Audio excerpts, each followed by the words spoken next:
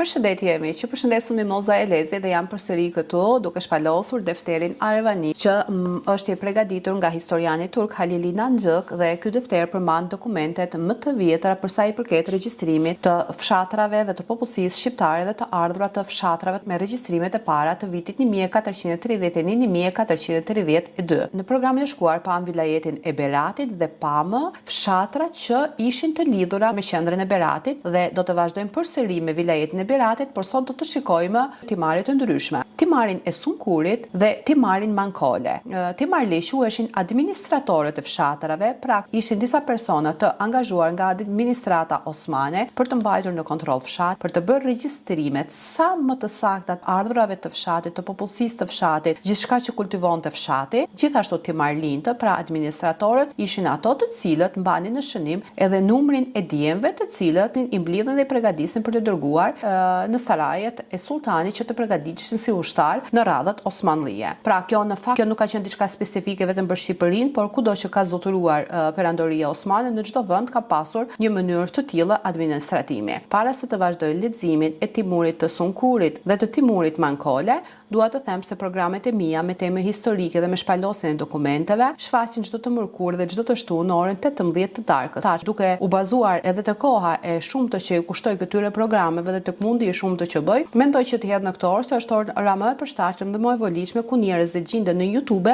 dhe të ndiqen sa më shumë. Për këtë kërkoj edhe përkrahjen tuaj duke më bërë shpërndarjen e videove. Ato të cilët i quajnë të vëshme programet e mia mund të bëhen edhe abonent mujor në kanalin tim, sepse të paktën kjo do të jetë një ndihmë e vogël për mua.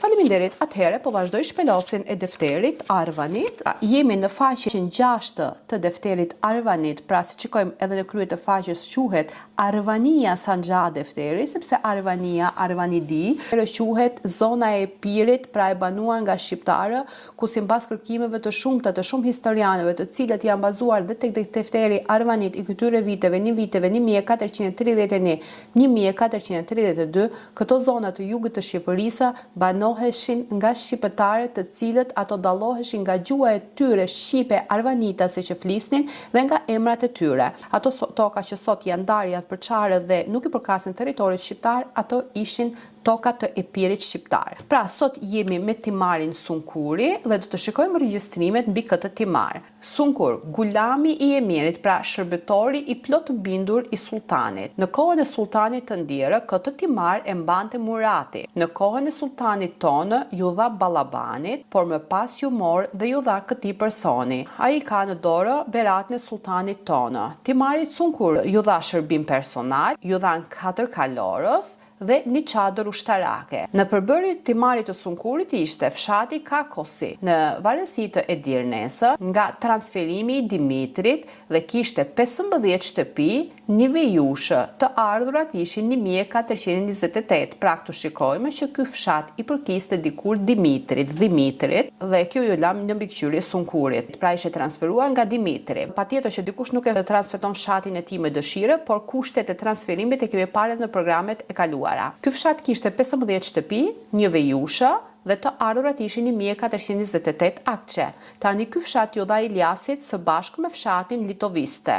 Fshati u regjistrua në vitin 851 në Edirne. Fshati Pelshi në varësi të Zagorasë kishte 25 shtëpi, 2 gra të veja dhe të ardhurat ishin 1500. Nuk është saktuar akçe apo flori, sepse pagesat në ato kohë bëheshin me akçe që ishin monedha serme ose me flori. Ky fshat ju dha personit të përmendur, por pjesa e mbetur e timarit ju bashkua vilajetit të Ohrit. Fshati Plashovic ishte në varësi të Vajonetës, ku përmbante 40 shtëpi, një grua të ve dhe të ardhurat ishin 2666. Fshati Koncke i përkiste nahijes e Vajonetës, kishte 16 shtëpi, të ardhurat ishin 1015. Mezraja Molute, mezraja quheshin tokat bujqësore, tokë e punueshme, fermë, ose tokë bujqësore e vogël. Molute tregon tokë që i takon dikujt ose një timar i caktuar. Për këtë tokë bujqësore, Ismail Beu kishte bërë një mosmarrëveshje. Ai e çoi çështjen para kadiut, pra gjykatësit. Kufit e fshatit u përcaktuan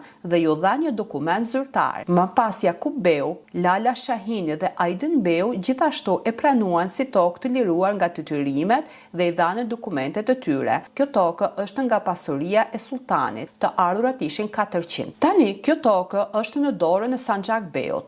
Fshati Mihaljani i përkiste nahijes së Vajonetës. Kishte 38 shtëpi, 2 gra të veja, 5 beqar, të ardhurat ishin 2229. Toka Ajolini ishte një tokë e punuar që i përkiste fshatit të përmendur. Fshati Iskarabeti kishte 7 shtëpi, një grua të ve dhe të ardhurat ishin 668. Fshati Katune Çepini kishte 14 shtëpi, një beqar, të ardhurat ishin 1100. Fshati Litoviste ka një pikpyetje, ky fshat thot ju dha Ibrahimit. Për këtë fshat, Sunkurët ju dha dhe fshati Pelshi për ta kompensuar në mënyrë që të arrinte një të ardhur që mbulonte 25 shtëpi. Ky fshat kishte 20 shtëpi, një grua të vej, 10 shtëpi dhe të ardhurat ishin 1672. Fshati Kakosi ju dha Iliasit bashkë me këtë fshat. Toptali i përbërjes të timarit të Sunkurit ishte 8 fshatëra, 2 mezra tokë bujqësore, 171 shtëpi, 8 gra të veja, 6 beqar. Të ardhurat totale ishin 12.671 akçe. Tani, vazhdojmë leximin me timarin Mankole. Timari Mankole, në kohën e sultanit të ndirë, Kalinici mbante fshatin Kushullu, ndërsa Iliasi mbante fshatin Seniqe. Në kohën e sultanit tonë, këto ju dhanë personit të përmendur. Ai ka në dorë beratin e sultanit, pra fermanën e sultanit. Shërbimi që kishte Timari Mankole, kishte një shërbëtor ushtarak në shërbim të tij me emër të Portës së Lartë. Fshati Kalinici ishte i mvarur nga krahina e Edrinesa.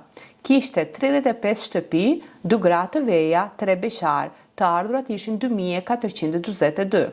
Një person me emrin Haxhi Hoskadem ja kishte dhënë këtë fshat Ishak Beut me një dekret, pra berat, më pas ju dha një dekret i ri.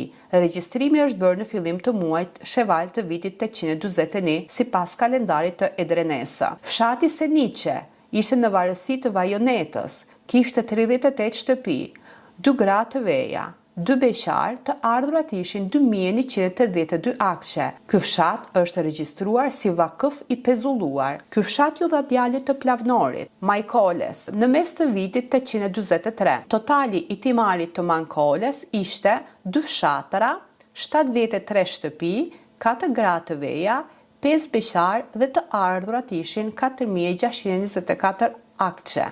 Pra, si shikojmë, këtu kemi 8 fshatara, 10 fshatara, 20 fshatara që i përkasin një timari, një administratori, i cili kishte fituar besimin e Portës së Lartë të administratës osmane, që do të ishte i përpiktë në mbledhjen e taksave, do të ishte i përpiktë në shënimin e të ardhurave të këtyre fshatarave, do të ishte i përpiktë në shënimin e popullsisë së këtyre fshatarave, për të dhënë të dhëna sa më reale, sepse në bazë të këtyre të dhënave do të mblidheshin djemë dhe të dërgoheshin për ushtar. Të ardhurat e popullsisë asaj kohe ndaheshin, ndryshe për shembull taksat e të krishterëve ishin një spengje, që kjo do të thotë që i dallojmë të krishterët nga muslimanët nga mënyra e taksave që ata paguajnë, kur të krishterët paguanin taksa shumë më të larta se muslimanët dhe paguajnë edhe taksa të ndryshme që në këto taksa nuk përfshiheshin muslimanët. Pra, pagueshin taksa për bagëti, për bujqësi, taksat për dere, taksat e tregtisë dhe portuale. Të krishterët pagueshin taksa edhe për burrat e shëndetshëm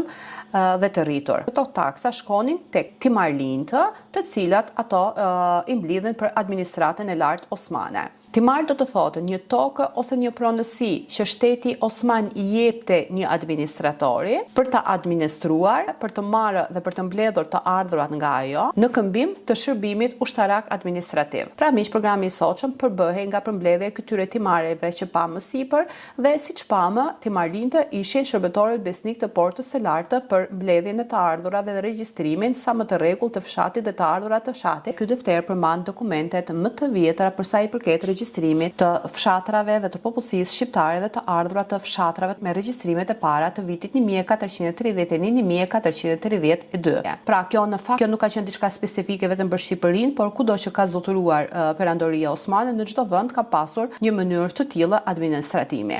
Dua të them se programet e mia me teme historike dhe me shpalosjen e dokumenteve shfaqen çdo të mërkurë dhe çdo të shtunë në orën 18 të darkë. Për këtë kërkoj edhe për krahjen tuaj duke më bërë shpërndarjen e videove, ato të cilët të quajnë të vyeshme programet e mia mund të bëhen edhe abonent mujor në kanalin tim, sepse të paktën kjo do të jetë një ndihmë e vogël për mua. Por gjithashtu nëse kemi edhe nga ato biznesmenë të cilët quajnë me vlerë këto programe, mund të bëhen edhe sponsor kryesor të programeve të mia, që të shfaq për shembull këto programe shfaqen me sponsorizimin e kësaj firme ose atij personi, pra përkrahas reklamimit. Në programet e ardhshëm do të shikojmë timarje të tjera. Faleminderit dhe rrini në ndjekje.